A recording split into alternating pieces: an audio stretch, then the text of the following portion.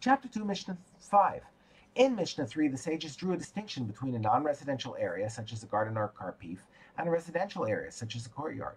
Carrying in a non-residential area, even one enclosed by complete partitions, is forbidden if it measures more than 2 beisa'ah, but carrying in a residential area is permitted no matter how large it is.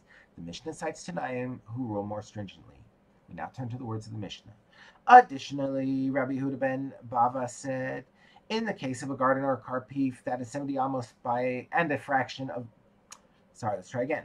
In the case of a garden or karpif that is 70 amos and a fraction by 70 amos and a fraction, i.e. like 70 and 2/3 by 70 and 2/3 amos, which is about 2 beisa'ah, and is surrounded by a fence 10 tefachim high, we may carry in it only if there is a watchman's booth or dwelling inside, or it is near the town, in which case it is used for residential purposes. According to this Tana, the size limit of 2 beisa'ah applies to a residential area. That is, carrying even in a fully enclosed residential area is prohibited if it measures more than 2 beisa'ah. As for an enclosed non-residential area, carrying in it is always forbidden, no matter how small it is. The next Tana basically agrees with the previous opinion, but has a broader definition of what is considered residential. Rabbi Yehuda says, even if it, i.e. garden or karpif, has in it only a pit, ditch, or vault in which rainwater is held for drinking, it is considered residential and we may carry in it. A third Tana rejects the premise of the previous two Tanaim and rules more in line with the sages of Mishnah 3.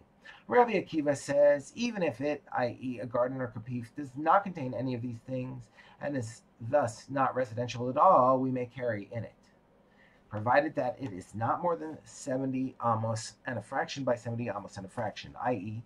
70 and 2/3 by 70 and 2/3 amos. According to Rabbi Akiva, it is a non-residential area, such as a garden or karpif, that is subject to a size limit. Carrying in a residential area, by contrast, is permitted no matter how large it is, as the sages stated in Mishnah 3. The Medrash now cites a dispute in which both sides agree that carrying in a non-residential area is permitted if it is 2 beisa'ah or smaller. They differ as to what shape it must be. They differ to what shape it must have in the event that it measures exactly 2 beisa'ah.